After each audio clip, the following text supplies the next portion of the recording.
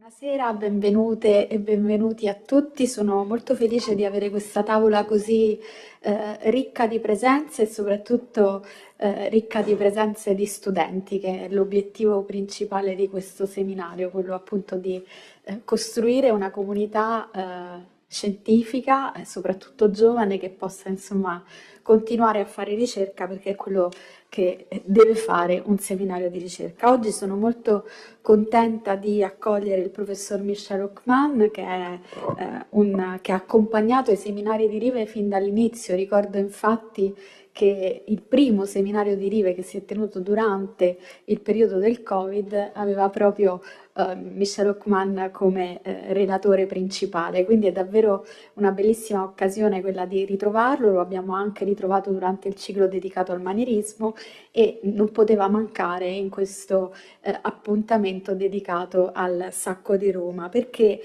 Michel Hockman, che presento brevemente prima di introdurre il suo intervento, Michel Hockman è, come tutti sapete, direttore di studi all'École pratique des hautes études di Parigi. È uno specialista di pittura italiana tra XVI e XVII secolo, con particolare interesse per Venezia, ma non solo. Sapete che ha pubblicato moltissimi importanti libri che usiamo costantemente nei nostri seminari, nei nostri corsi di laurea. Penso ad esempio a Peintre commanditaire a Venise del 92, ma anche a Venise e Rome 1500-1600, deux écoles de peinture, leurs échanges.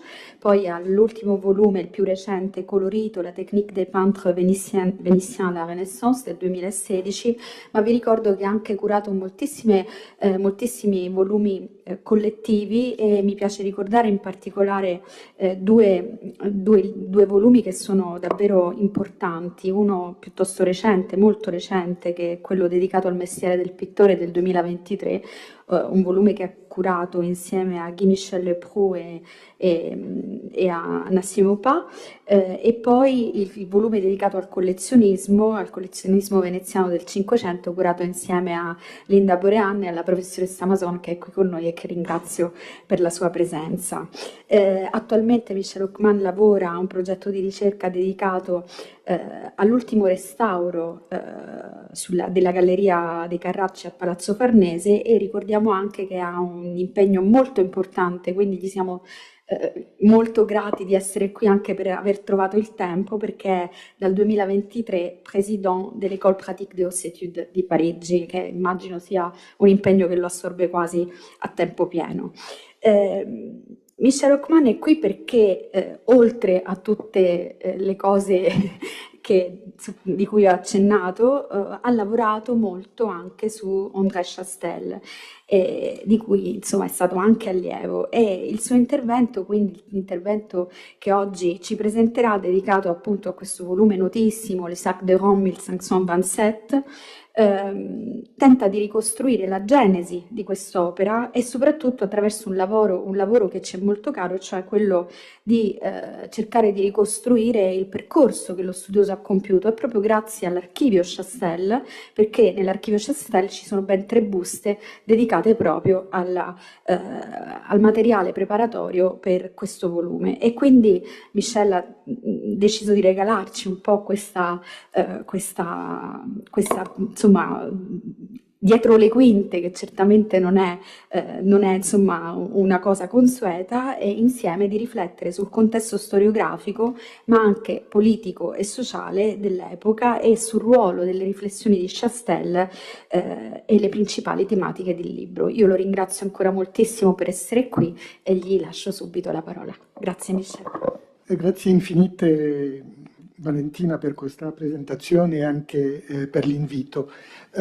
Questo seminario mi dà l'occasione di fatti di tornare su un'opera molto importante, naturalmente nella storiografia attorno al Sacco di Roma. Il Sacco di Roma fu una delle ultime opere importanti di André Chastel.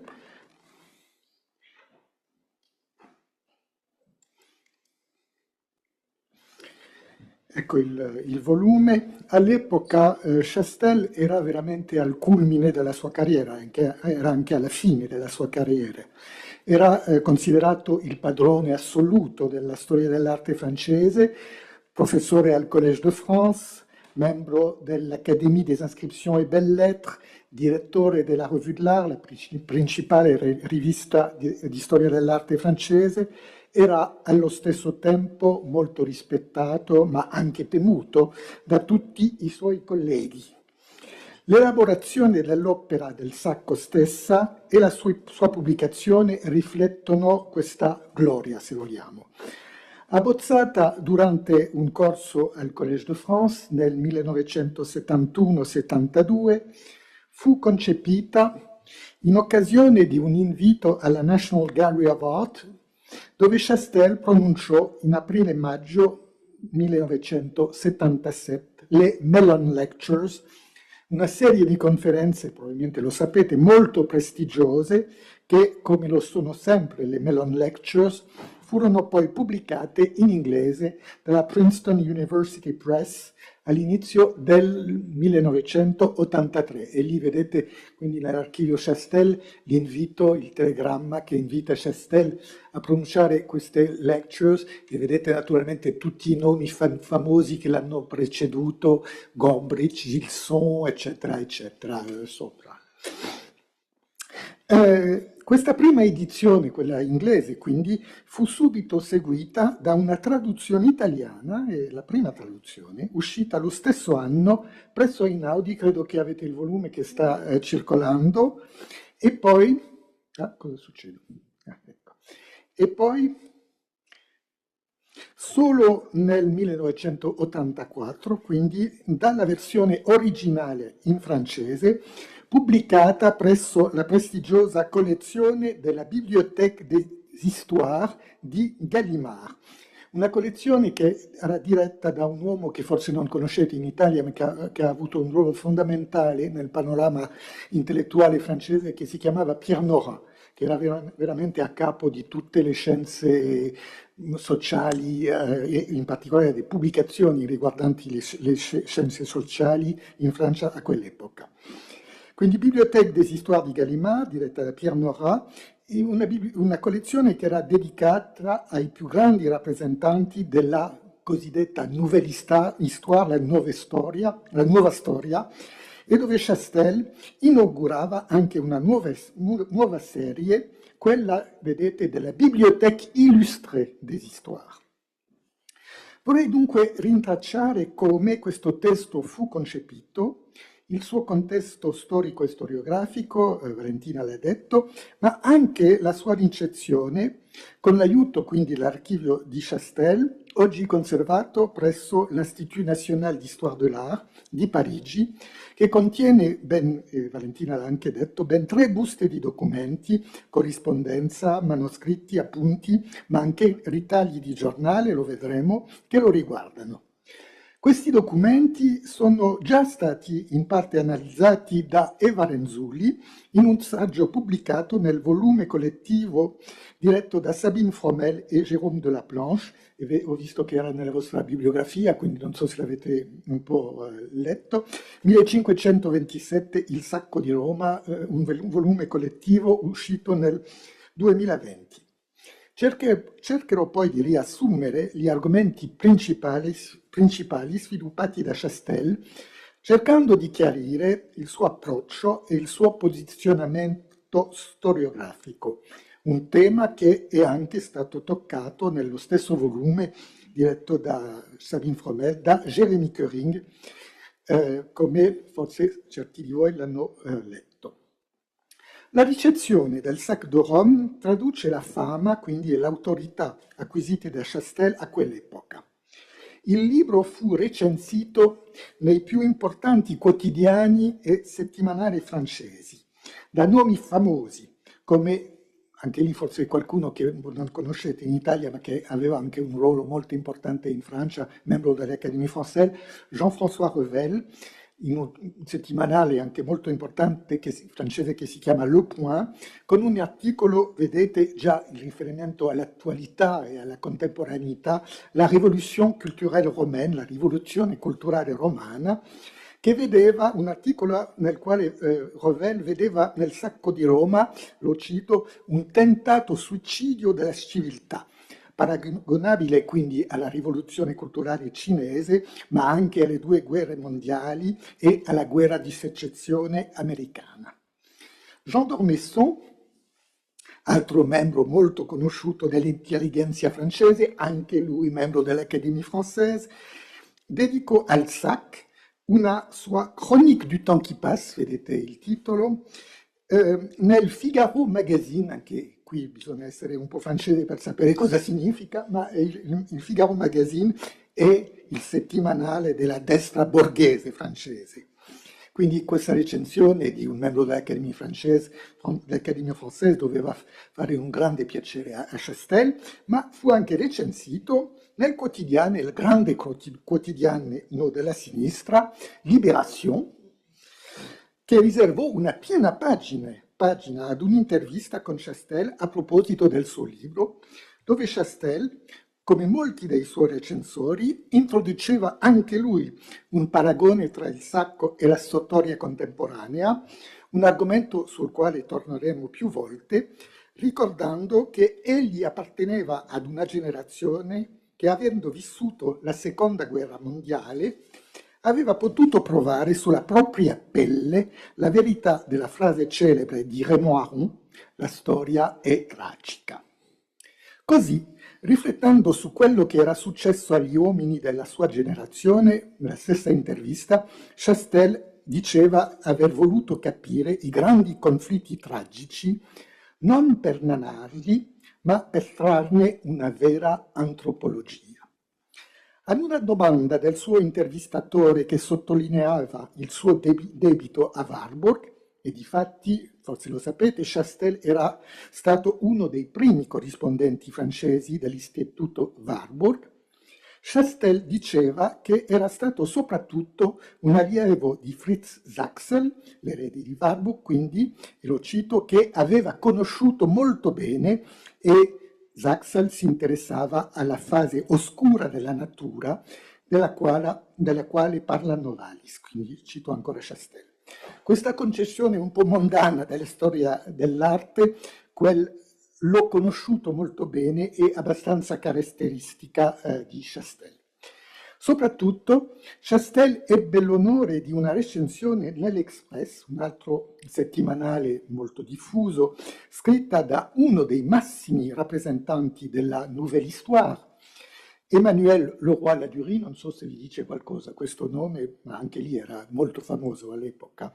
Anche lui professore al Collège de France, futuro presidente della Bibliothèque Nationale di Francia e autore nel 1975 di un vero bestseller, uscito anch'esso nella Bibliothèque des Histoires di Gallimard, Montaillou, Village Occitan. Leroy-Ladurie in questa recensione evoca subito uno dei dibattiti storiografici nel quale il libro di Chastel si inseriva e sul quale torneremo anche noi.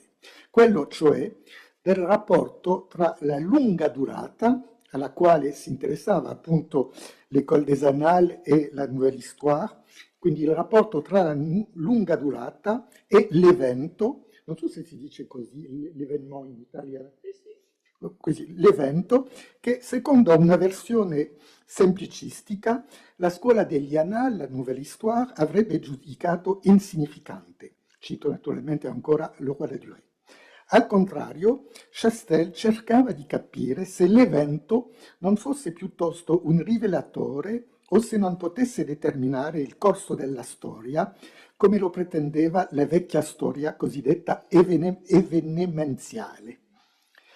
Le recensioni furono anche numerose in Italia e anche lì uscirono nei grandi quotidiani e settimanali come l'Espresso con un articolo di Giuseppe Galasso, La Repubblica, Il Manifesto o Il Messaggero con un articolo di Antonio Pinelli sul quale tornerò. E anche nel mondo anglosassone, dove, come l'ho detto, era uscita la prima edizione del libro in inglese, con recensioni nel Los Angeles Times e, lo vedete qui, nella New York Review of Books. Tuttavia, queste recensioni in particolare quella del New York Review of Books, a firma di Peter Partner, uno storico inglese, non erano tutte favorevoli. Quella appunto del New York Review of Books era abbastanza severa. Il libro era definito da Partner flawed but deeply interesting, cioè pieno di difetti ma molto interessante. Partner sottolineava l'originalità dell'approccio di Chastel, la sua attenzione verso gli aspetti imprevisti della storia, verso il disordine, l'azzardo, il caso e il loro eco nelle individual and collective fantasies, nell'immaginario individuale e collettivo.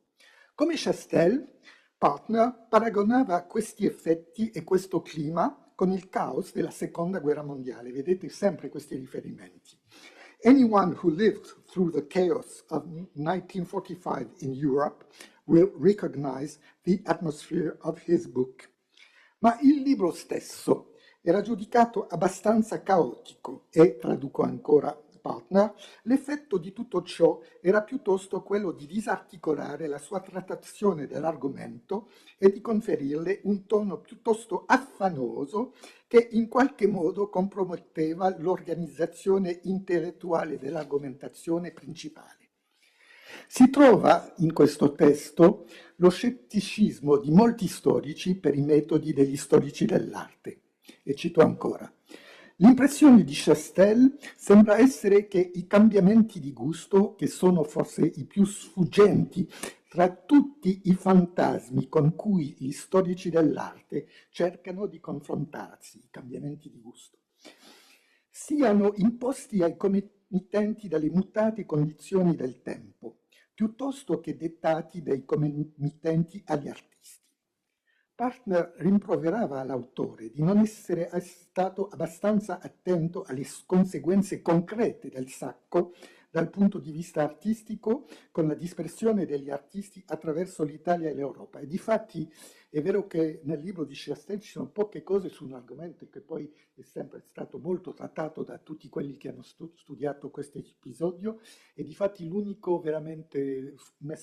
messa a fuoco su questa cosa è a proposito di Venezia, dove studia appunto la fuga di Sansovino e altri artisti a Venezia, ma ci sono pochi altri elementi in proposito.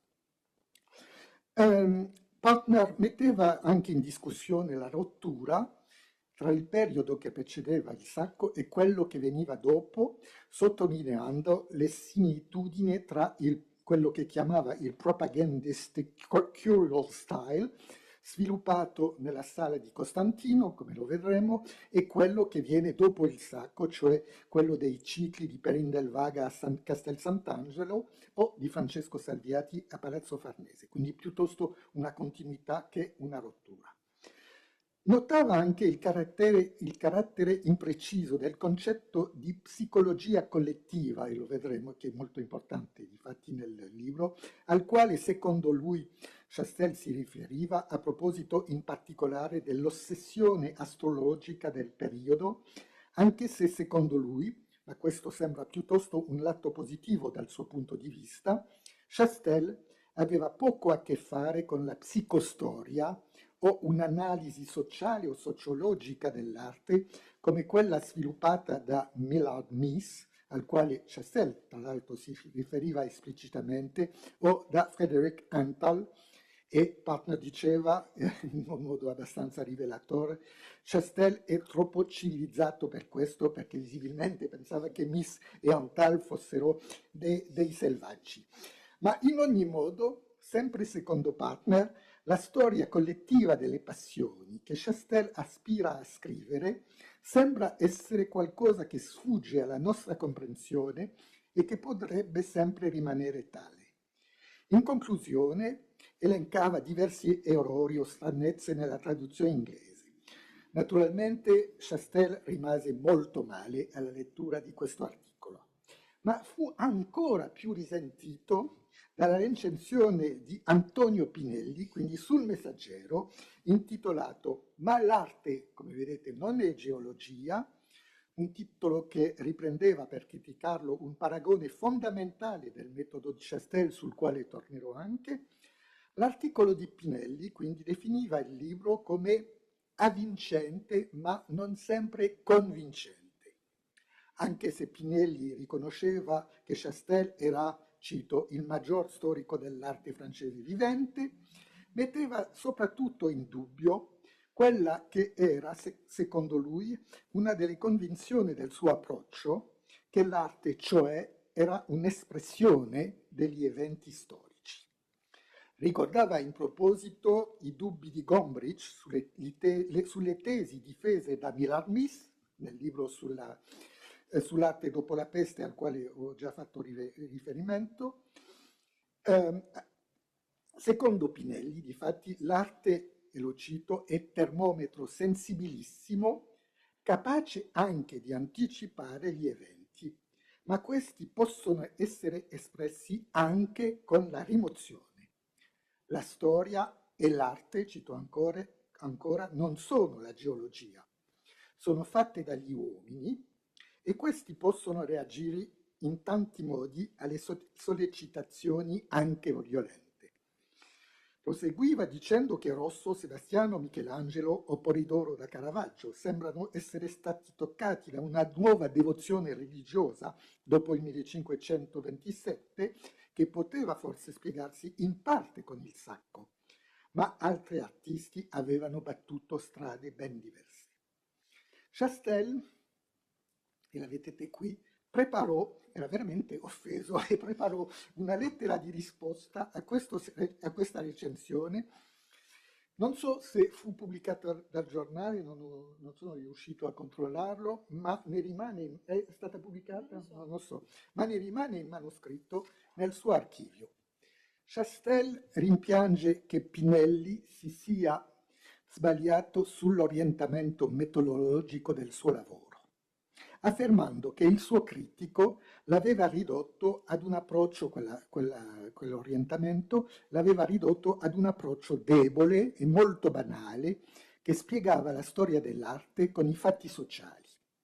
Affermava invece di avere voluto dimostrare l'esatto opposto, con l'analisi di un caso eccezionale molto bene documentato, mettendo in discussione tutte le spiegazioni positiviste o idealiste che, ignorando il gioco reciproco delle energie individuali e delle situazioni, non poteva restituire, e lì traduco il francese, il battimento dell'imprevisibile. Il battimento dell'imprevisibile. Chastel affermava quindi che il riferimento a Millarmis aveva tratto Pinelli in errore. Era stato una specie di trappola perché Chastel se n'era servito di Millarmis solo per indicare che certe catastrofi turbano in un modo irrimediabile la vita degli artisti come quella degli altri uomini. Ma, contrariamente a quanto diceva Pinelli, aveva voluto sottolineare la grande diversità dei comportamenti, accanto a quelli che erano stati traumatizzati dal Sacco. Un pittore come Parmigianino aveva invece attraversato l'evento come se niente fosse. Chastel non aveva mai parlato di una relazione necessaria e globale, al contrario, il termine che compariva sempre nel suo studio era quello di accidente, per sottolineare quanto gli storici di solito ignorano la parte del caso nello sviluppo delle società come nelle carriere individuali. Tuttavia, riaffermava che l'artista non era mai completamente libero. Il lavoro dello storico non era di proclamare che il genio era indipendente dalla storia, ma di mostrare quello che poteva creare partendo dalle costrizioni che gli erano state imposte. Inoltre, Pinelli non aveva parlato delle istituzioni, potere imperiale, chiesa, alle quali era dedicata la maggior parte del libro, per le quali il determinismo è molto più forte. Chastel aveva dimostrato come Clemente VII, dopo il Sacco, aveva voluto sollecitare i più grandi maestri per formulare quello che c'era dopo quell'evento, l'au-delà de l'événement, come dice. E questi, gli artisti, avevano risposto alla sua richiesta, ognuno a modo suo. Nessuno meglio di Chastel aveva osservato come gli stili sono immersi negli slanci e le sfumature dell'affettività. Chastel concludeva questa risposta dicendo che era molto rammaricato che la sua dimostrazione non fosse stata capita e che in ogni caso questa dimostrazione era completamente all'opposto di quello che Pinelli gli faceva dire. Il libro di Chastel è naturalmente, credo che lo avete ormai capito, anch'esso figlio dei tempi nei quali fu concepito e è su questo aspetto che adesso voglio insistere. Parlando del sacco, Chastel, come avete sentito, i suoi critici alludono sempre alla Seconda Guerra Mondiale. Ma c'è probabilmente un altro episodio, che forse l'avete già immaginato, più vicino del tempo, che fu altrettanto determinante nella scelta dell'argomento. Difatti, e lo vedete qui, in uno dei suoi appunti manoscritti preparatori, accanto all'anno 40, vedete, allora non riesco, forse mi potete aiutare a leggere la prima parola, ma poi c'è vécu, quindi forse ayant vécu, e comunque dopo vedete 40, quindi la seconda guerra mondiale, e poi vedete subito 68. Quindi accanto all'anno 1940, Chastel poneva subito la data del 68.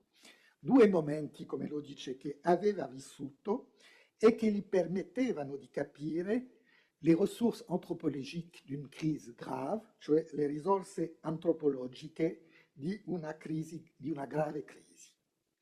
Difatti, in uno dei suoi ultimi e bellissimi testi, ve lo raccomando, negli atti del convegno che celebrava il centenario di Chastel, un volume collettivo che si chiama André Chastel, Méthodes et combats d'un historien de l'art, Enrico Castelnuovo, che l'aveva conosciuto benissimo, non so se qualcuno di voi ha letto questo testo veramente bellissimo, quindi Enrico Castelnuovo dedica un lungo passaggio all'elaborazione del sacco e mette l'opera in relazione con il profondo turbamento di Chastel di fronte al maggio 68.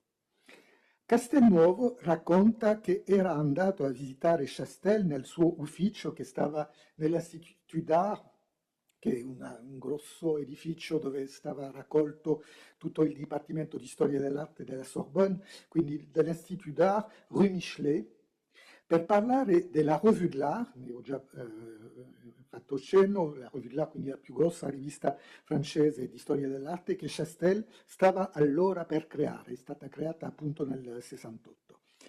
Questo incontro tra Castelnuovo e Chastel era intervenuto l'11 maggio 68, all'indomani di un episodio fondamentale di questa rivoluzione francese, l'indomani della giornata cosiddetta delle barricate, scusate, della rue Gay-Lussac. Gli studenti, dopo queste violenze tra studenti e poliziotti, gli studenti avevano appena interrotto la lezione del professore Chastel per protestare appunto contro queste violenze poliziesche.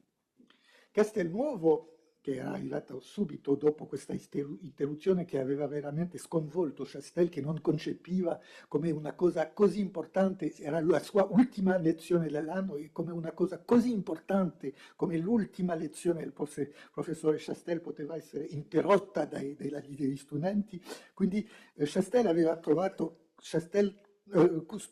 Castelnuovo aveva quindi trovato Chastel molto sconcertato da questi eventi e molto pessimista in particolare sul futuro della sua rivista La Revue de l'Art. E adesso cito Castelnuovo. Guardava dalle finestre verso il Boulevard Saint-Michel, perché l'Institut d'Art, la Rue Michelet, è subito accanto al Boulevard Saint-Michel, dove c'erano appunto tutte queste guerre tra studenti e poliziotti. Guardava dalle finestre verso il Boulevard Saint-Michel e mi chiedo, Castelnuovo che parla, da molto tempo se non avesse l'impressione, se Chastel non avesse l'impressione di condividere un poco le preoccupazioni di Papa Medici quando questi guardava dall'alto di Castel Sant'Angelo in lanzichenecchi scatenati nelle strade di Roma.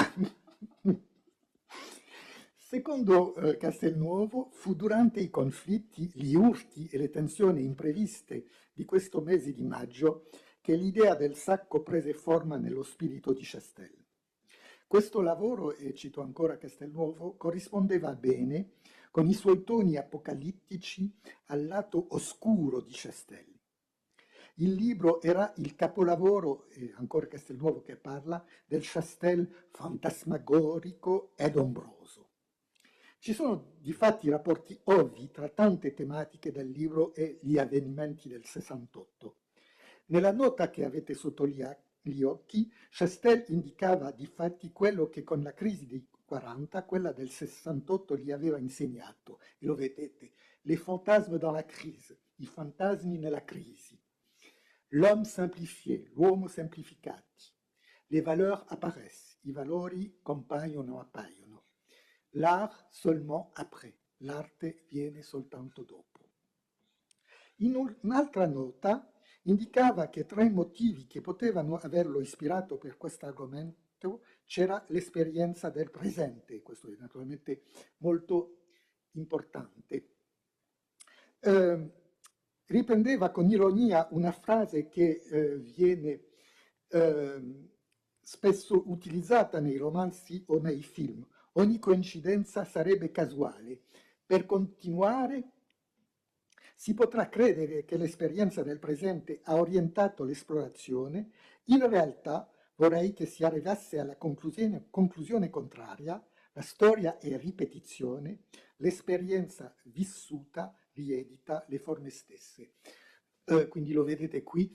Je pourrais ajouter une troisième, dans les films et romans, toute coïncidence serait fortuite. Nei film e nei romanzi ogni coincidenza è casuale. On croira que l'expérience du présent a orienté l'exploration. Si potrà credere che l'esperienza del presente ha orientato la ricerca. En fait, difatti, vorrei che si arrivasse alla conclusione inversa, o contraria, l'histoire è répétition, la storia è ripetizione, le vécu, il vissuto, riedita le forme même, le forme stesse. Anche se sono un po' critici, queste note, questi temi riflettono l'ambizione storiografica di Chastel nel sacco. Questa ambizione è anche un elemento centrale del libro. Come abbiamo detto, il sacco era stato pubblicato dalla Bibliothèque des Histoires e Chastel naturalmente voleva rivaleggiare con la grande corrente scientifica dell'École des Annales, penso che sapete ancora un po' cos'è, o dalla Nouvelle Histoire, i massimi rappresentanti della quale pubblicavano quindi nella Bibliothèque des Histoires e insegnavano come lui al Collège de France. Da questo punto di vista la sua posizione era alquanto complessa. Come l'ho già detto, era stato uno dei primi ad introdurre in Francia l'approccio di Warburg e di Panofsky, che conosceva bene, ed aveva contribuito quindi ad un profondo rinnovo della sua disciplina dopo la Seconda Guerra Mondiale. Ma, e penso che Valentina l'ha sentito conoscendo bene gli storici dell'arte francese, negli anni 70 e 80 era stato vivamente contestato dagli allievi di Pierre Francestel, non so se lo conoscete ancora Francestel, un suo vecchio nemico, Hubert Damisch o Daniel Arras, un suo ex allievo, ma che lo aveva per così dire tradito, per esempio consideravano il suo metodo come datato e conservatore e gli rimproveravano di ignorare la rivoluzione operata dalle scienze sociali in quegli anni, la sociologia e la semiologia soprattutto. Chastel era molto sensibile a questi rimproveri e non voleva assolutamente lasciarsi identificare con una posizione reazionaria, anche se tutti i suoi amici, erano piuttosto difatti su una posizione più reazionaria. Parlo per esempio di Jacques Cuillet, che aveva una visione molto tradizionale della storia dell'arte, o anche del mio maestro Antoine Schnapper, che era ben lontano da ogni esplorazione semiotica della sua disciplina. Ma Chastel voleva, al contrario, anche lui tenere le nuove scienze sociali in conto. Lo aveva già dichiarato nel primo bellissimo editoriale della Revue de l'Art, ma era anche molto attento a difendere l'autonomia della sua disciplina. Ci sono quindi questi due aspetti. Voleva veramente prendere in conto tutto quello che c'era attorno a lui nel clima intellettuale dell'epoca, ma teneva anche a difendere la storia dell'arte come una disciplina autonoma. Nel Sacco, allo stesso tempo, voleva aggiornarsi sulle nuove correnti storiografiche e dimostrare agli storici che la storia dell'arte poteva portare anch'essa una nuova luce con i suoi metodi particolari. Il Sacco, come lo aveva notato Emmanuel Leroy-Ladurie, si inserisce dunque in una riflessione generale di quegli anni attorno, l'ho detto già, alla nozione di evento. Difatti, i grandi modelli sviluppati da Fernand Braudel insistevano molto sulla lunga durata e la nouvelle histoire si opponeva a quella che veniva quindi chiamata l'histoire événementielle, la storia evenimenziale. Ma il ritorno dell'evento, se posso dire così, era già stato il tema del libro di un altro grande della Nouvelle Histoire, Georges Duby, un libro chiamato Il Dimanche de Bouvines sulla battaglia di Bouvines nel 1214.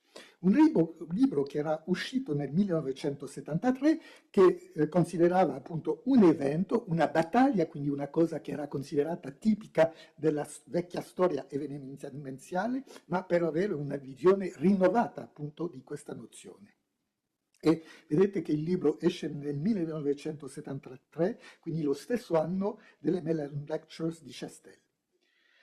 In una nota manoscritta preparatoria al volume, Chastel opponeva appunto l'événement, non so se lo, no, non l'ho messo qua, però, opponeva quindi l'evento, alle evoluzioni lente, alle evoluzioni lente.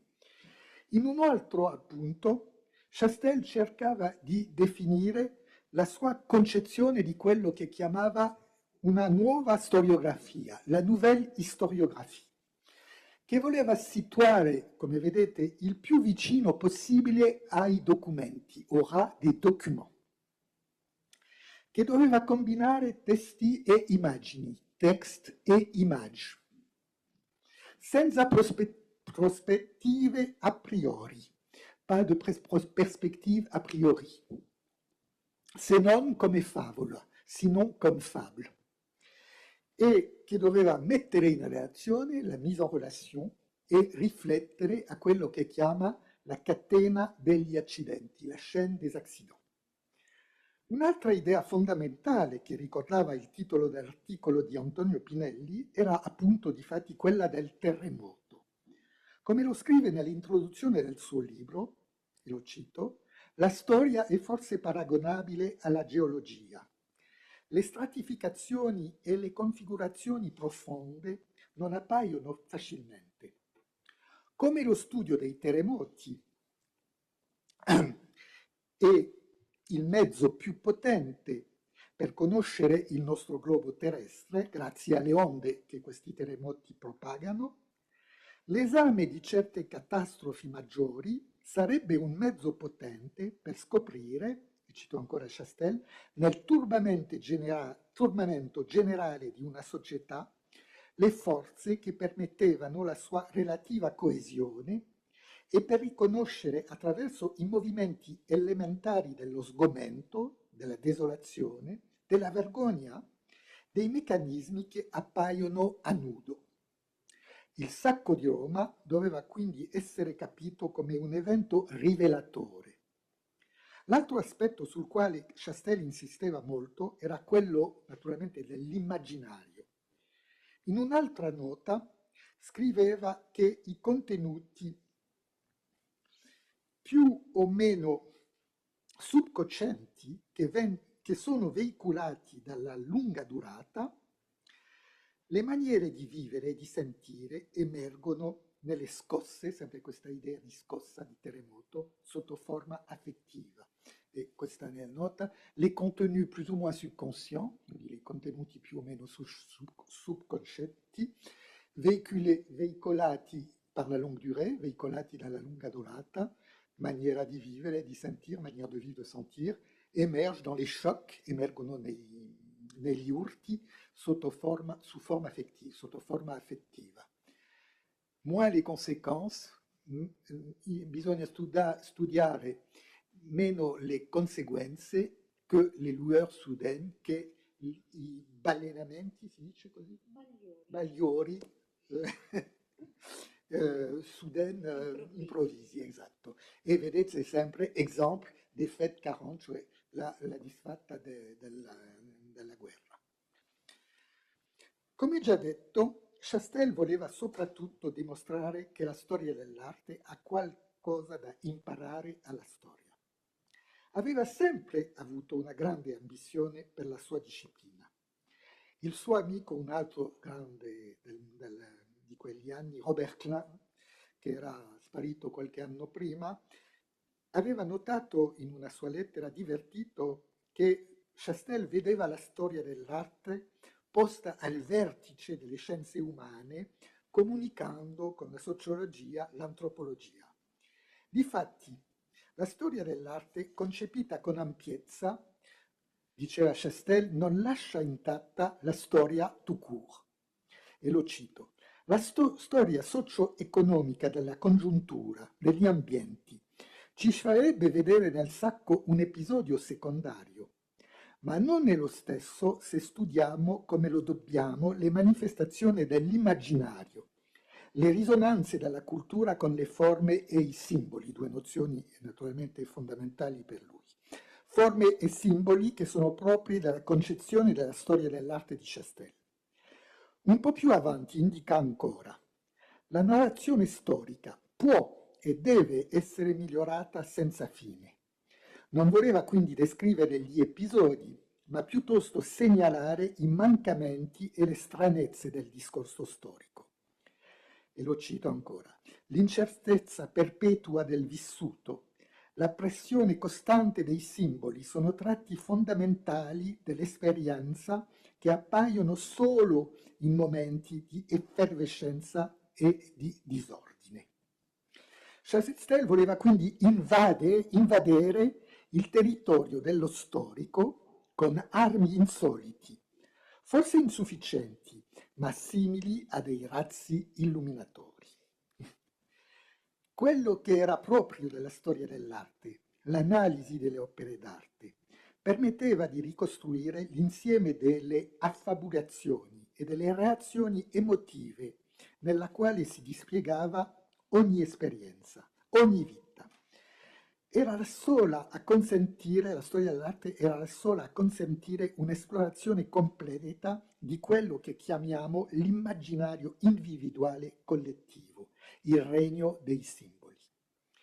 Questi passaggi, e ho ancora citato l'introduzione del libro, questi passaggi che si scrivono al seguito di un altro testo programmatico di Chastel, che vi consiglio di leggere anche, l'introduzione di Fable Forme Figure, una raccolta dei suoi saggi, dimostrano ancora una volta l'ambizione del Sacco e del suo autore. A quelli che gli rimproveravano di non prendere in conto le scienze sociali, voleva rispondere quindi che la storia dell'arte, in quanto disciplina autonoma, e questo era veramente fondamentale per lui, aveva le armi per rinnovare il panorama dell'esplorazione storica. Adesso che ho visto un po' il contesto e la posizione storiografica di Chastel, vorrei anche naturalmente esplorare il contenuto del suo libro e il suo approccio. Il libro quindi è composto da 6 capitoli che riflettono naturalmente le 6 conferenze originarie delle Mellon Lectures, e questi capitoli sono intitolati Misera Caput Mundi, primo capitolo, Rome Babylon, secondo capitolo, Urbis Dilectio, terzo capitolo, Polémique italien et barbare, quarto capitolo, Le style clémentin, quinto capitolo, Réparation impériale, trionfo pontifical, e l'ultimo capitolo. E vi faccio qui vedere l'appunto manoscritto con le 6 conferenze, i titoli delle 6 conferenze delle Melon Lectures, vedete che corrispondono perfettamente, Misera Caput Monti, Rome Babylon, Works of Art and Holy Relics, Italians and Barbarians, Clementine Artists, Papal Retrievance and Imperial Triumph. Ecco. L'evento vero e proprio, come lo vedete, occupa un posto abbastanza marginale e come lo diceva Chastel, non si trattava per lui di raccontare il sacco. L'episodio stesso del sacco e le sue prime narrazioni e rappresentazioni sono quindi trattate nel primo capitolo, Misera Caput Mundi, mentre il terzo, Urbis Dilectio, evoca le varie forme di distruzioni operate dai lanzichenecchi e dalle truppe del connestabile di Borbone. Graffiti, questo è un passaggio molto interessante, opere d'arte, distruzione di vetrate, di dipinti, di sculture o furto anche di arazzi, con in particolare naturalmente il caso del furto degli atti degli apostoli di Raffaello, che come sapete tutti si ritrovarono in parte a Venezia nella collezione di Gian Antonio Venier e in parte furono poi recuperati a Napoli, ma anche distruzione di biblioteche e quasi totale distruzione dell'oreficeria, ragione per la quale conosciamo così male questa produzione per l'Italia centrale. Distruzione anche delle reliquie, quindi. Il sacco fu difatti, dice Chastel, un'immensa profanazione, ma egli racconta anche come furono miracolosamente, le reliquie stesse furono miracolosamente recuperate e come Clemente VII organizzò rapidamente una processione per sanare questo sacrilegio.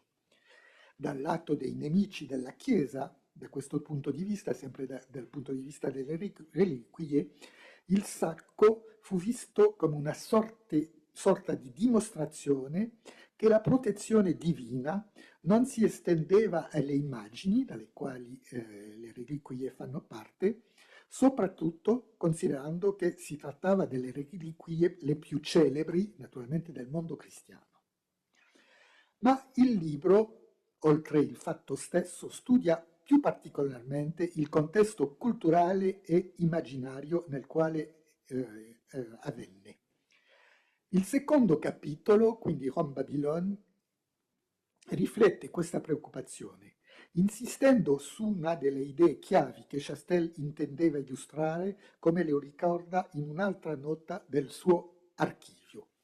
Vedete, une autre idée, plus Chastel, la polarité des manifestations occidentales, nord-sud. Un'altra idea, più Chastel, più propria di Chastel, la polarità delle manifestazioni occidentali, l'opposizione quindi tra nord e sud.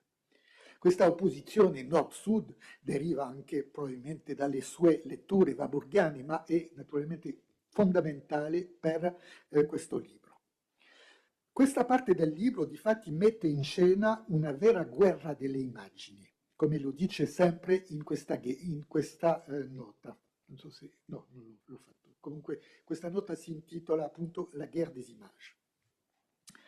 Da un lato Chastel analizza le stanze dell'appartamento pontificio, la sala di Costantino in particolare, e la visione della Chiesa e del papato che questi affreschi intendevano proclamare. L'esistenza della Chiesa in queste stanze appariva come una sorta di miracolo continuo e nella sala di Costantino Clemente VII continuò, dopo l'interruzione dei lavori causata dal regno di Adriano VI, la difesa della supremazia del Papa sui principi.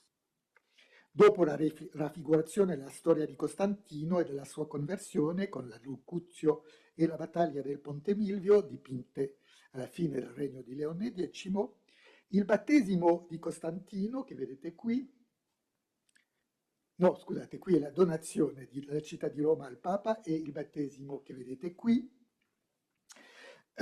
compiuti appunto sotto il regno di Clemente VII, che vedete d'altronde raffigurato come Papa Silvestro, illustrano il ruolo del Papa Silvestro presso l'imperatore e soprattutto le pretensioni pontificie con la ripresa del mito della donazione che vedete qui. Questo mito della donazione di Roma era fondato, come sapete tutti, su un falso che era già stato denunciato nel 400 da Lorenzo Valla, e la messa in evidenza di questo falso era diventata di nuovo attuale in quanto aveva dato pretesto a certi luterani, a partire appunto dagli anni '20, per rimettere in discussione l'autorità dei pontefici. Pontefici. Chastel pensava dunque che la raffigurazione di questi episodi, che sembrava corrispondere anche ad un cambiamento del programma iniziale della sala di Costantino, era una specie di risposta in pittura a questa polemica luterana. E lo cito: non si risponde ancora ai testi luterani con dei discorsi, o almeno non ancora, ma con degli affreschi. Nel Vaticano i supposti rapporti di Costantino e di Silvestro sono l'illustrazione simbolica di un'istituzione divina che non si poteva contestare. Confermava il dono di Roma al Papa e la superiorità del suo vescovo sull'imperatore. Questo discorso per immagini è contrapposto ad un altro, quello che viene appunto dal nord, dai luterani, e che si avvantaggia di nuove forme e di nuovi media, come la stampa e le incisioni. L'attenzione al medium, ecco, vedete qui in guerre d'image, sembra la stessa nota. L'attenzione al medium, o al media, era una delle ambizioni storiografiche di Chastel, per la quale evocava il nome di Henri Foncillon, il suo grande maestro, nella nota appunto che ho più volte citato. Il y a deux idées capables de réactiver notre connaissance de l'art du passé. L'une est de faire porter toute notre attention sur les moyens, la technique, l'instrument, le médium. Ils ont tous une histoire, et cette histoire les relie à un état de la société, des sociétés. Ceci, on le doit a Foncillon. Traduco. Ci sono due idee, perché poi c'è un'altra idea che sviluppa più avanti. Ci sono due idee capaci di riattivare la nostra conoscenza dell'arte del passato. L'una è di concentrare la nostra attenzione sui mezzi, sulla tecnica, l'istrumento, cioè il medium. Hanno tutti una storia e questa storia li collega ad uno stato della società, delle società. Questo tipo di studio lo si deve a Foncillon. Questo nuovo medium, la stampa, permetteva, e cito Chastel, la moltiplicazione indefinita dei testi e delle immagini e permetteva la trasformazione decisiva della mentalità della cristianità settentrionale. Questa guerra per immagini sarebbe dunque un segno precursore del Sacco. Sarebbe la traduzione visuale dell'immaginario dei Slanzichenecchi. Chastel ricordava come al nord delle Alpi, a partire dagli anni 1520, c'era una violenta propaganda antipapale che identificava il pontefice con l'anticristo. Chastel enumera diverse testimonianze di queste polemiche visuali, come le illustrazioni di Lucas Cranach per il Passional Christi und Antichristi di Luther. Roma veniva così identificata, diceva Chastel, con la nuova Babilonia. Chastel indicava che si trattava di una denuncia globale nella quale le vecchie critiche si confondono in un odio in qualche modo metafisico, un orrore immediato che l'immagine nutrisce. Da questo punto di vista, la scelta di un'illustrazione di Cranach per la Bibbia in tedesco di Luther, il September Testament, pubblicato a Wittenberg nell'autunno del 1522, è particolarmente efficace. Questa illustrazione, vedete, raffigura la distruzione di Babilonia, ma se guardate bene la città maledetta, che sarebbe quindi Babilonia, questa città che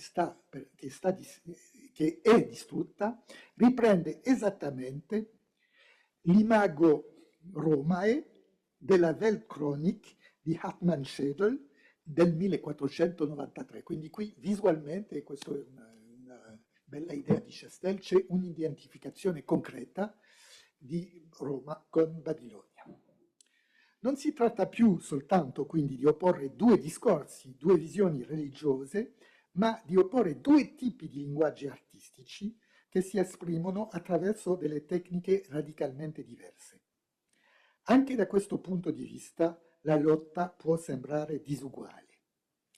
E cito Chastel, la tradizione della pittura monumentale del Mediterraneo, al colmo dei suoi poteri, che si vedeva naturalmente nelle stanze, viene combattuta da, e cito ancora Chastel, l'arte diretta, popolare, rapida delle incisioni settentrionali, che diventa così per la prima volta una forza maggiore della vita culturale e religiosa. Naturalmente questo secondo medium era molto più potente del primo, si trattava di un medium moderno e siccome Roma non utilizzava le armi adeguate non poteva vincere, c'è una specie di conseguenzialità tra il tipo di medium che si usa e la vittoria o la disfatta militare. Ancora una volta, Chastel intendeva illustrare l'importanza dell'immagine e quindi della storia dell'arte per capire la storia. Il tema dell'Anticristo si prolunga nello stesso capitolo con uno studio su un altro aspetto dell'immaginario dell'epoca, quello delle profezie, delle pronosticazioni, che segnavano una specie di ansietà del tempo, recuperata appunto dai riformatori, Melantone e Luther, per annunciare la fine del papato. Chastel ritrova ancora in questo capitolo i modelli e le analisi di Warburg, che egli aveva talmente ammirato durante la sua giovinezza. Warburg, che aveva consacrato un saggio fondamentale, anche una raccomandazione per le vostre future letture, se non l'avete ancora letto, un testo bellissimo, uno studio fondamentale, quindi intitolato Heimlich Antike Weissagung in Wort und Bild zu Luthers Zeiten, divinazione antica pagana in testi e immagini all'epoca di Lutero, alle profezie, un articolo, quindi un saggio dedicato alle profezie del Rinascimento. Anche in questo campo le ossessioni degli autori erano la fine del mondo e la distruzione di Roma. Queste profezie Chastel le analizza dunque come un'altra manifestazione di quello che chiama l'incosciente collettivo, di timori e di pulsioni oscure. Chastel vede queste categorie sotto l'angolo di una sorta di razionalità, e anche lì penso che vedeva ancora il 68, anche se nota che l'astrologia e la teoria sulle grandi congiunzioni riflettevano la scienza fisica e la speculazione naturalistica che facevano parte integrante della cultura italiana, altre riflessioni d'altronde che trattava direttamente dallo studio di Warburg. In ogni modo, secondo lui, l'interazione della politica, dei sogni collettivi e della simbolica era una costante. Abbiamo visto come al centro dell'analisi del Sacco c'è questa guerra tra cultura del nord e quella romana e italiana più in generale. Chastel dedica dunque uno studio attento alle varie reazioni venute dalla Germania riguardanti la cultura anticheggiante che si era sviluppata alla corte pontificale. Questo aspetto è al centro del capitolo dedicato alle polemiche tra gli italiani e i cosiddetti barbari. Chastel studia la disperazione degli intellettuali romani partendo dal De Literaturum in Felicitate di Piero Valeriano, un'opera che reagiva alla sorte funebre incontrata da molti di loro, di molti letterati, durante il Sacco, e deplorava la fragilità dei letterati di fronte alle violenze della storia. Mentre i letterati stessi si consideravano come depositari delle humaniores litterae, il tesoro della nuova cultura e pensavano Roma come la scuola dell'universo e il centro di un rinnovo del gusto fondato appunto sulla conoscenza dell'antico. Ma l'assenza di una resistenza di fronte alle truppe del connestabile di Borbone contrastava con le immagini della gloria militare antica raffigurata da Polidoro e Maturino sulle facciate romane. Vi faccio vedere uno di questi famosi chiaroscuri che ornavano una parte dei palazzi romani subito prima del sacco, queste invenzioni favolose di Polidoro da Caravaggio che sono in gran parte disperse, ma questi affreschi qua sono per fortuna conservati e si vedono al museo di Palazzo Braschi. Quindi questa sceneggiatura, se posso dire così, di trionfi romani, che contrastava con l'assenza di una vera resistenza, come ho detto, di fronte alle truppe del connestabile di Borbone. La retorica celebrativa della gloria romana era solo una sceneggiatura immaginaria di un'impotenza reale, non c'era in realtà la minima continuità dopo il sacco. Si diceva, si poteva constatare dopo il sacco che non c'era in realtà la minima continuità tra l'antichità e il presente. La messa in causa del primato culturale di Roma viene studiata da Chastel attraverso la figura di Erasmo, al quale dedica una larga parte di questo capitolo, in particolare al Dialogus Ciceronianus, che fu redatto nel 1527 e pubblicato nel 28. Ancora una volta, l'atteggiamento di Erasmo intendeva riassumere quello della cultura nordica di fronte all'umanesimo italiano e veniva messo in parallelo con l'episodio sfortunato del breve regno di Papa Adriano VII, che aveva dimostrato il suo odio per il paganesimo della cultura romana e per l'antichità, con in particolare le sue critiche molto conosciute contro il Lauconte e le sculture del cortile del Belvedere. La polemica di Erasmo metteva direttamente in causa l'idea di far rinascere il mondo antico. Egli criticava il neopaganesimo della Roma medicea e l'imitazione ciceroniana dei suoi letterati. Questa critica aveva anche forti implicazioni nel campo artistico, in particolare per l'arte religiosa, in quanto Erasmo si indignava di vedere i suoi contemporanei sedotti dalle raffigurazioni di Danae, di Ganimede o di Bacchanali, piuttosto che da quelle dell'Annunciazione, della risurrezione di Lazzaro o del battesimo di Cristo. Secondo Chastel, uno degli aspetti più radicali di questa critica è dunque la condanna radicale degli arti, della pittura in particolare. Il Ciceronianus è il segno, secondo lui, di una rottura radicale tra Erasmo e i suoi colleghi italiani.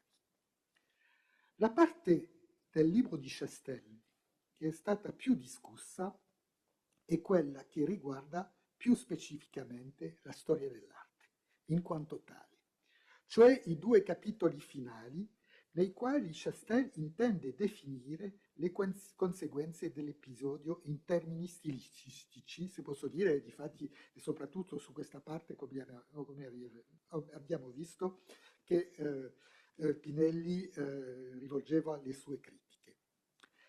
Abbiamo già notato appunto le critiche a queste ipotesi in varie recensioni che abbiamo evocato all'inizio, ma anche il suo ex allievo diventato nemico Daniel Arras gli rimproverò un certo schematismo o determinismo in proposito, dal quale, lo abbiamo anche detto, Chastel si difendeva con energia.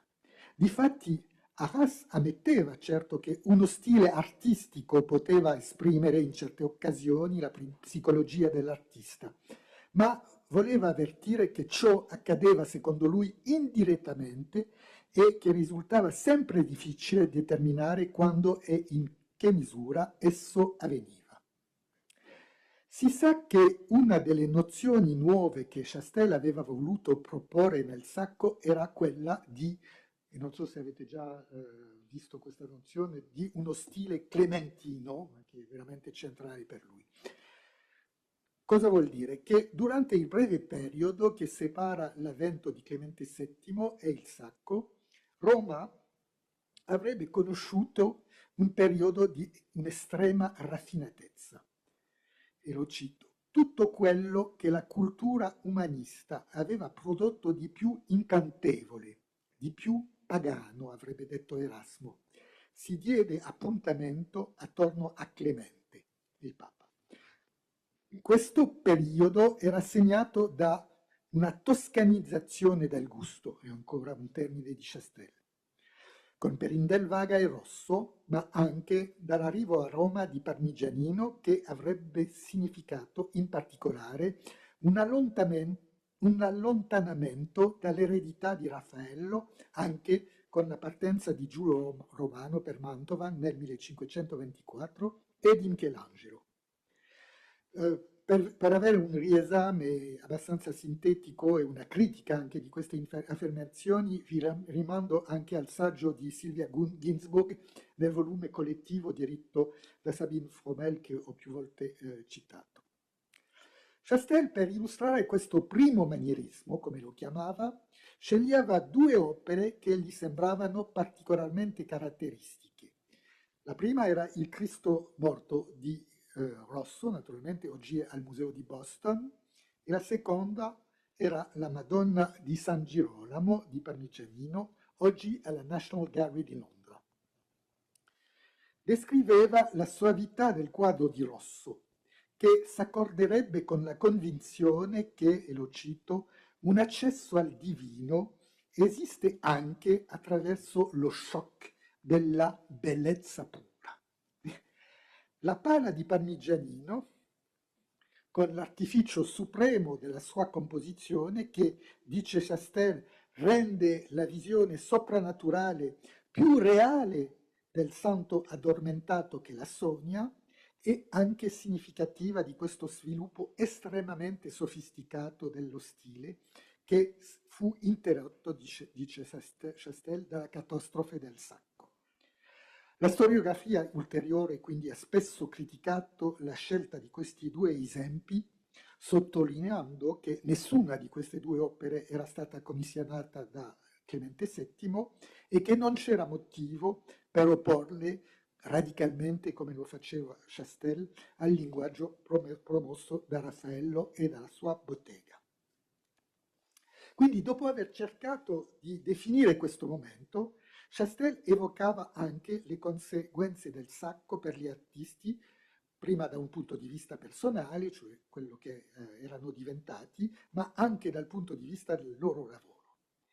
Difatti, come lo aveva detto nella sua risposta a Pinelli, che gli rimproverava il suo determinismo, distingueva tra quelli che, come Sebastiano del Piombo, sarebbero stati profondamente colpiti dall'episodio e non sarebbero mai più stati gli stessi, e dice Chastel nelle sue opere posteriori al Sacco, Sebastiano adottò uno stile severo e devozionale, peccato che scelga un quadro che, se ricordo bene, del 1516, quindi 6 anni prima del Sacco, per illustrare questa dimostrazione, ma insomma le cose evolvono.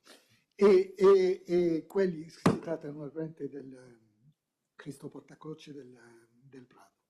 E quindi Sebastiano toccato dal Sacco, e quelli invece come Parmigianino che avrebbero proseguito come prima, quindi contrariamente a quello che diceva Pinelli, difatti distingue radicalmente questi due tipi di reazioni, e Parmigianino, la sua indifferenza, se posso dire, al Sacco è dimostrata dalla Madonna della Rosa, che con il suo aspetto scandalosamente erotico illustra la sopravvivenza soave dello stile clementino.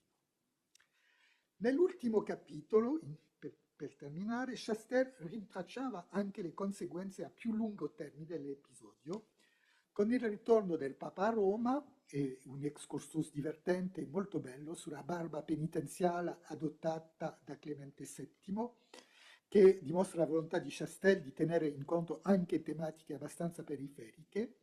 Quindi altre conseguenze o altri prolungamenti, il coronamento di Carlo V a Bologna e soprattutto il grande trionfo organizzato da Paolo III, successore di Clemente VII, in occasione della visita di Carlo V a Roma nell'aprile 1536, che sembrava, dice Chastel, la risposta con la sua sfilata impeccabile alla violenza delle bande del connestabile.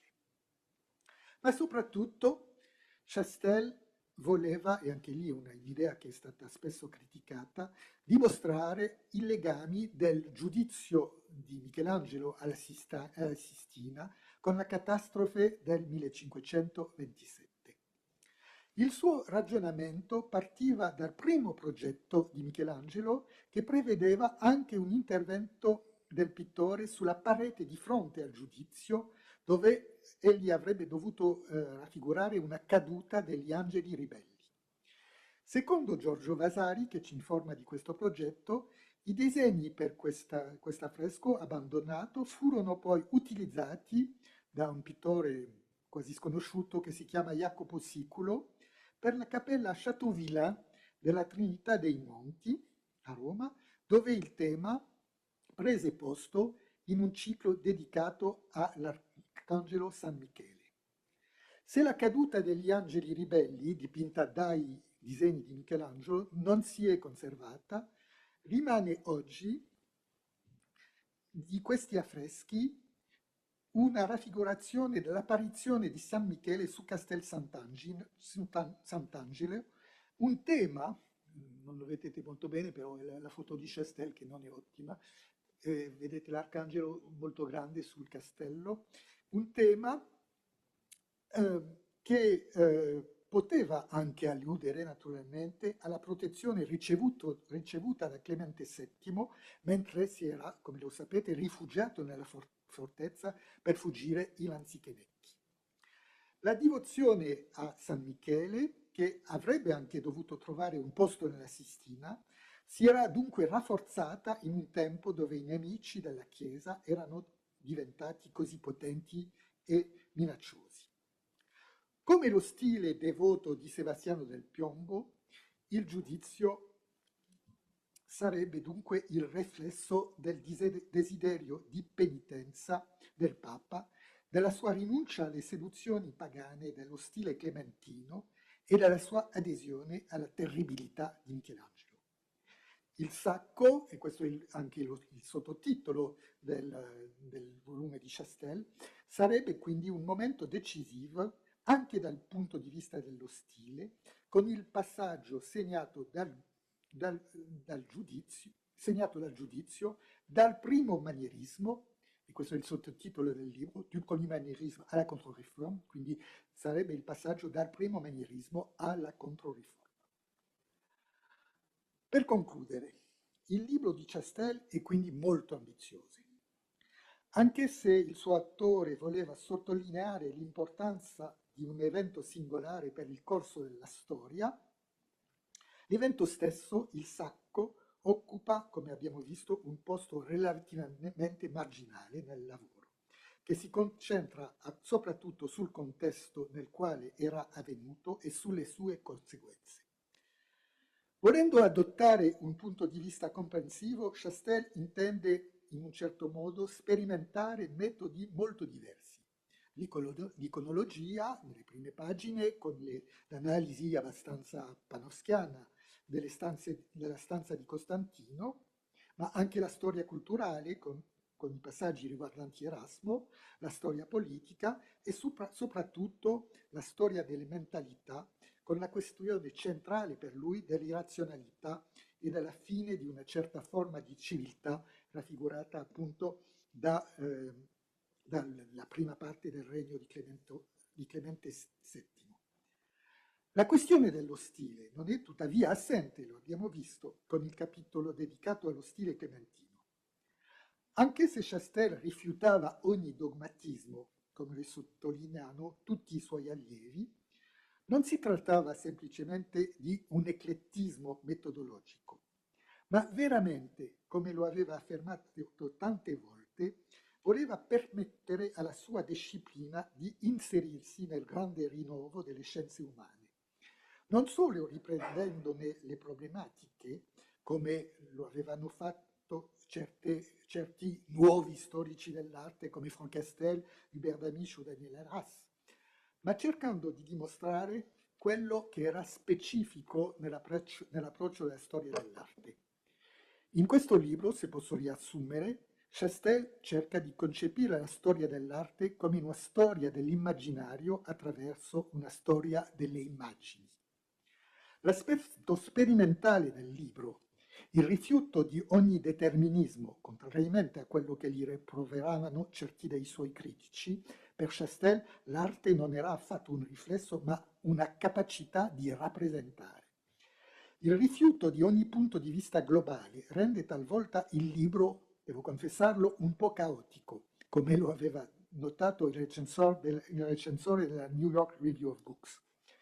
Non c'è veramente un punto di vista che si sviluppa in un modo discorsivo, ma piuttosto una successione di focalizzazioni su una serie di argomenti, talvolta molto ampi, talvolta costitutivi di una specie di microstoria, la barba del Papa, i graffiti. Se si cerca una vera storia del sacco e delle sue conseguenze, il libro può quindi sembrare manchevole e la storiografia in proposito si è molto arricchita e ha rimesso in discussione, l'abbiamo visto, molte delle tesi di Chastel, anche se su altri aspetti il suo lavoro mette in evidenza degli argomenti molto interessanti, come nel breve passaggio che ho già fatto cenno, dedica a Venezia e alla politica culturale di Andrea Gritti, che anticipa lo studio fondamentale di Manfredo Tafuri sull'argomento che esce, credo, lo stesso anno dell'edizione francese. Sì.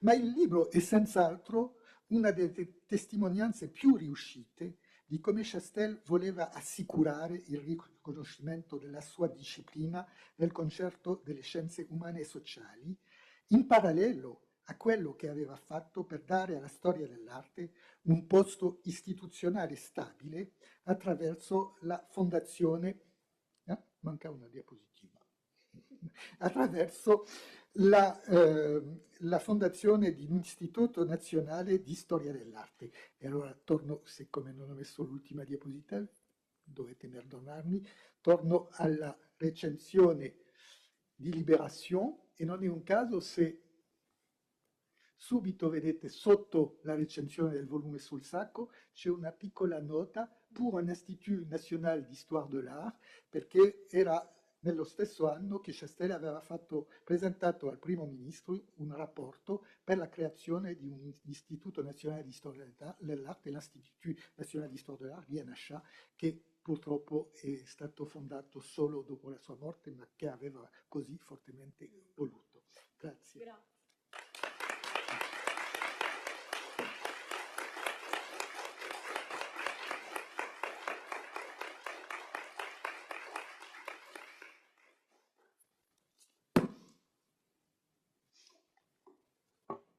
Grazie moltissimo Michelle, vedo che ci hanno raggiunto anche Martina Frank e Giovanni Fara che con me organizzano questo ciclo dei seminari di Rive e io lascerei subito la parola agli studenti, ai presenti, agli amici studiosi che ringrazio di essere venuti. Chi vuole intervenire?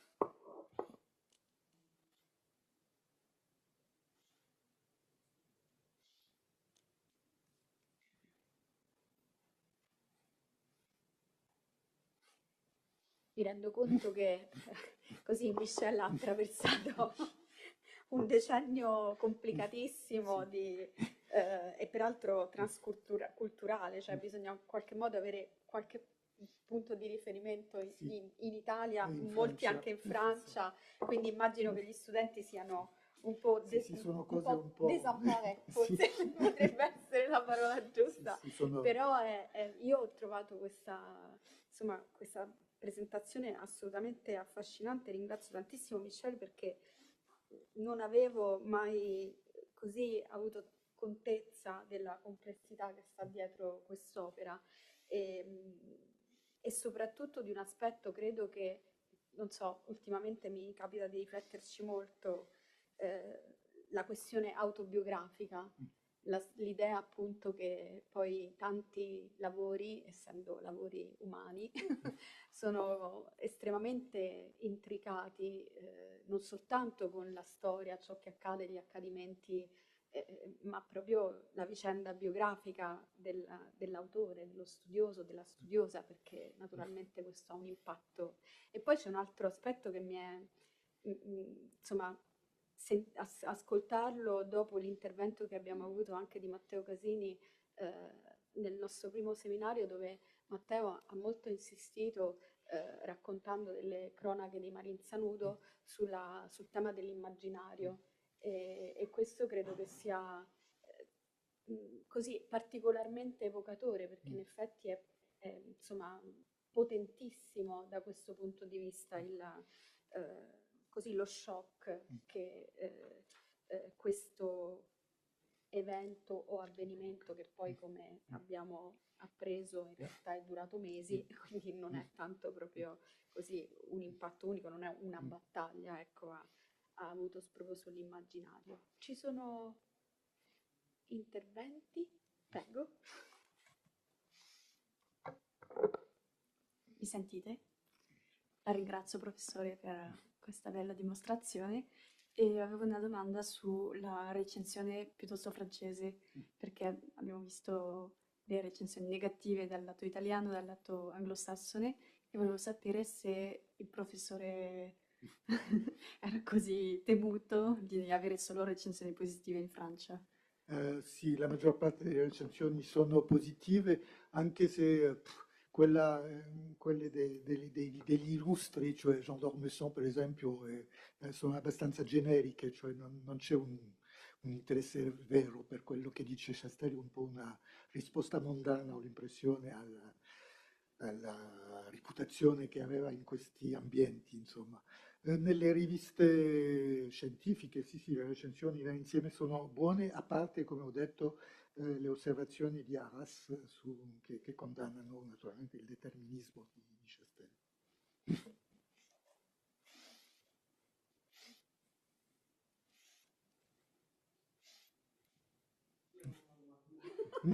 Sono tutti molto intimoriti, mi sembra.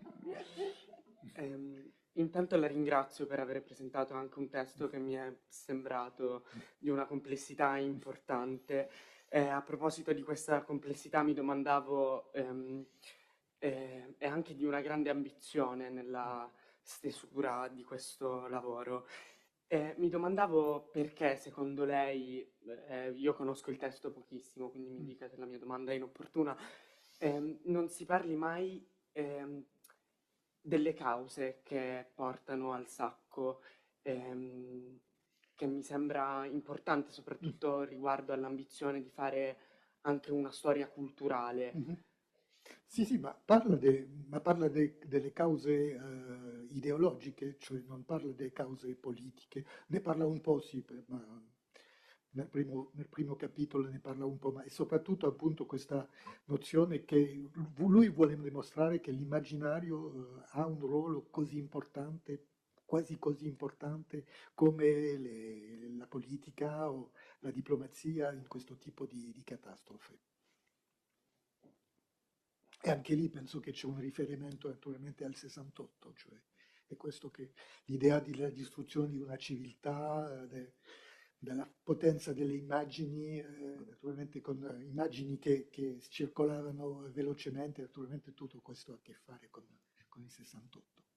Certo, anche questa idea, no, che tu hai sottolineato molto bene della quasi necessaria crisi dopo l'ACME, Sì, sì. no? Cioè, di cui lui Sì, sì. forse, sempre per tornare alla questione Sì, sì. autobiografica, forse in un certo senso si sente Ma portatore, no? certo. Cioè tutta questa nuova generazione Sì, che arriva e che gli rimprovera di sì, sì, essere sì, troppo conservatore, esatto. probabilmente.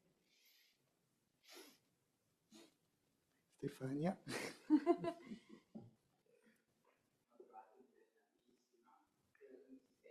Sì, sì. Questa storia, la genesi del libro, dall'inizio, le reazioni,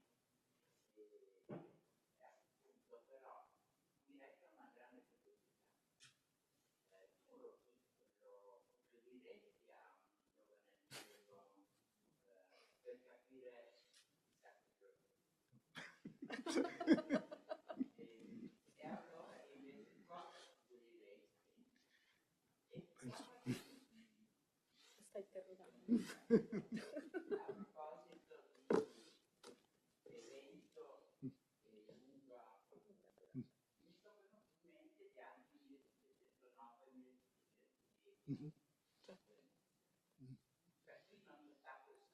Sì, però quasi.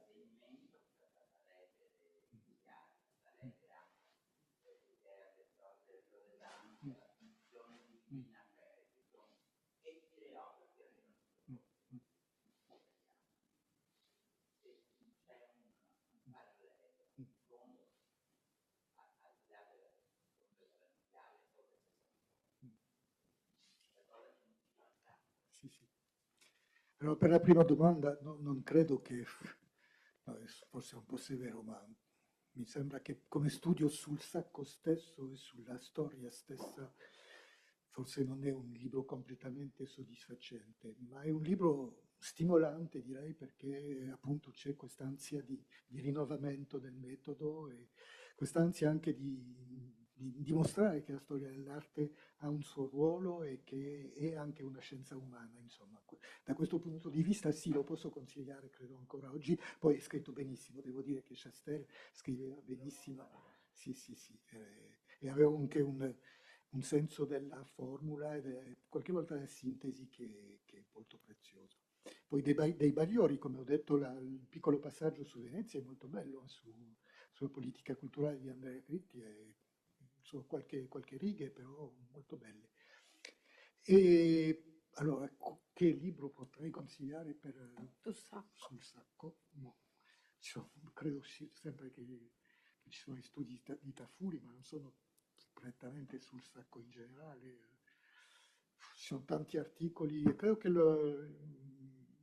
qualche saggio che c'è nel volume diretto da Sabine Frondel è interessante, ma sono appunto, si torna a una storia dell'arte più tradizionale, si può dire così, cioè studiando argomenti specifici fondati veramente su fonti, su immagini, e quindi non ha fatto lo stesso punto di vista che ha quello voluto da Chastel. Per il paragone con Venezia, sì, sì, certo, è molto interessante, però con sempre la stessa ambiguità, cioè fino a che punto questo tipo di avvenimento così traumatico ha veramente delle conseguenze artistiche, anche per Venezia, uno se lo può domandare. Sì.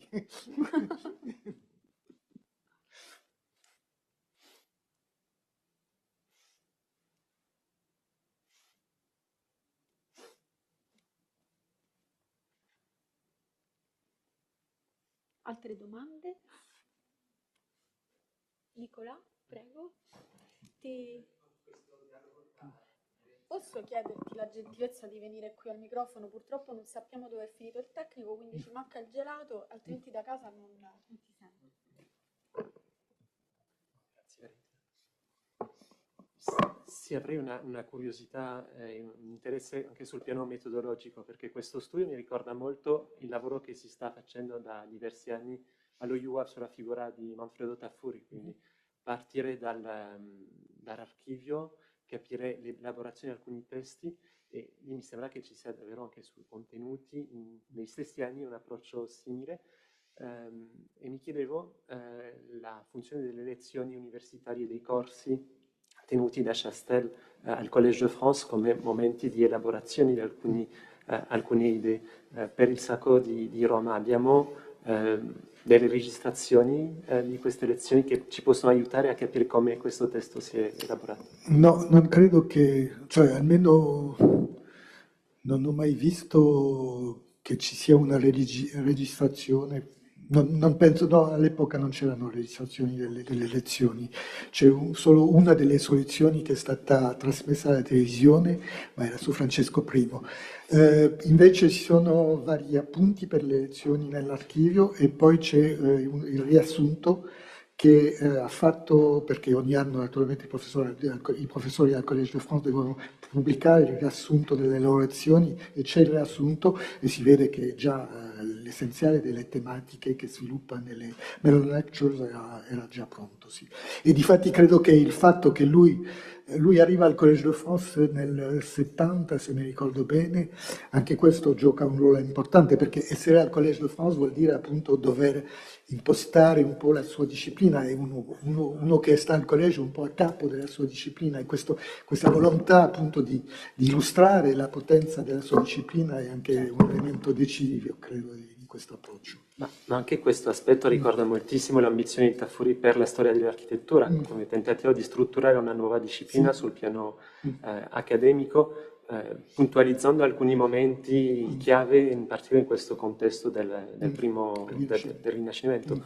E lì abbiamo elementi di dialogo tra questi due studiosi riguardo la recensione di questo sono testo. uno degli ultimi testimoni, data la mia età, e ho cominciato il mio libro sui committenti sotto un'idea di Chastel, e quando sono venuto forse la seconda volta a Venezia, lui mi aveva dato di andare a vedere Tafuri e poi grazie credo al mio amico Mario che ho avuto il mio unico appuntamento con Tafuri e che mi ha già spiegato un po' tutta la sua visione appunto del mondo culturale veneziano del Rinascimento, ancora gli appunti che mi aveva dato a questo momento. Sì.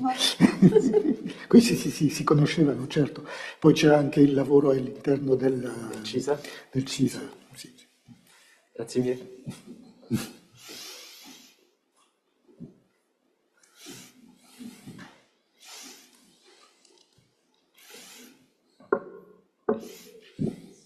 Altre domande, altri interventi?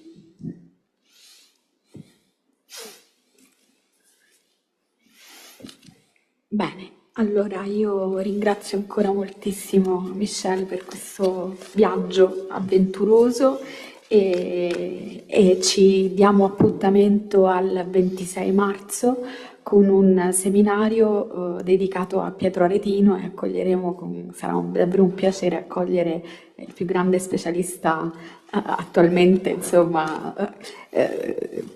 di cui non si può fare a meno quando si parla di Pietro Aretino, che è Paolo Procaccioli. Ok? A presto.